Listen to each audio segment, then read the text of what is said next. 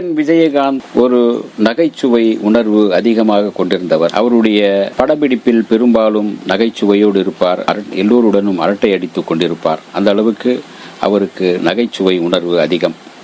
அதே சமயத்தில் அவர் நடித்த படங்கள் எல்லாமே அதிரடி ஆக்ஷன் படங்கள் தான் அதிகம். அவர் ஒரு ஆக்ஷன் ஹீரோவாக, மாஸ் ஹீரோவாக உருவாக அது ஒரு காரணம். அதே சமயத்தில் விஜயகாந்த் நடித்த முதல் காமெடி படம் என்றால் நானே ராஜா நானே மந்திரி என்றுதான் சொல்ல வேண்டும். விஜயகாந்த் நடித்த 46வது படம் நானே ராஜா நானே மந்திரி. இதன் திரைக்கதை வசனம் ஆர் சுந்தரராஜன் எழுதியிருந்தார். கதை இயக்கம் பாலு ஆனந்த். இவர்தான் அதற்கு பிறகு பாலு ஆனந்த் பல படங்களில் நகைச்சுவை நடிகராக நடித்தவர்.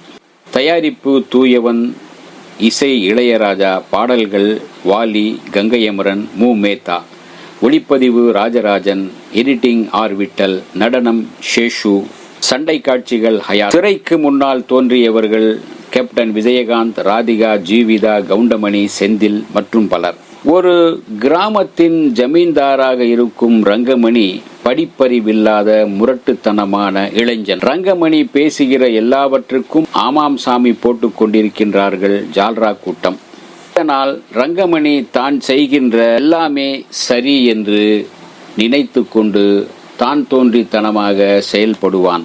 ரங்கமணிக்கு கணக்கு வழக்கு பார்க்க தெரியாததால் படிக்க தெரிந்த யாரையாவது வேலைக்கு வைத்துக் கொள்ளலாம் என அவருடைய அம்மா தீர்மானிக்கிறார்.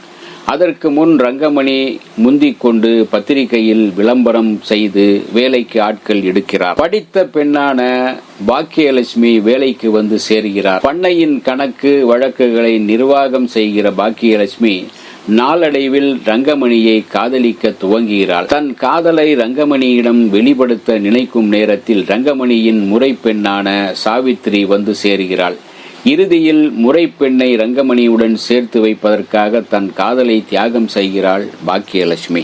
இப்படி ஒரு சென்டிமெண்ட் கலந்த காதல் கதைதான் இந்த படம் நானே ராஜா நானே மந்திரி. படம் முழுக்க வயிறு குலுங்க சிரிக்க வைக்கும் நகைச்சுவை காட்சிகள் நிறையவே இடம்பெற்றிருந்தன.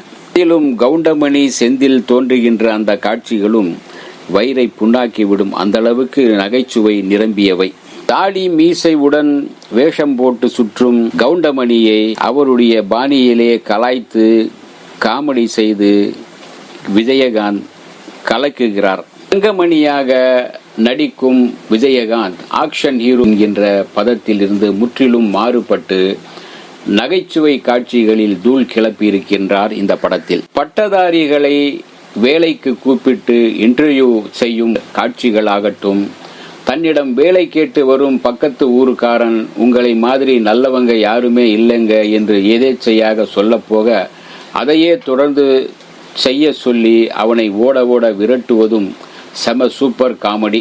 பார்ப்பவர்களை வயிறு குலுங்க சிரிக்க வைக்கும் படமாக நானே ராஜா நானே மந்திரி அமைந்தது. ரங்கமணியாக விஜயகாந்தும், பாக்கியலட்சுமியாக ராதிகாவும், சாவித்திரியாக ஜீவிதாவும் நடித்திருந்தனர். விஜயகாந்த் படங்களில் எப்போது பார்த்தாலும் சலிப்பூட்டாத ஒரு படமாக நானே ராஜா நானே மந்திரி இருக்கின்றது.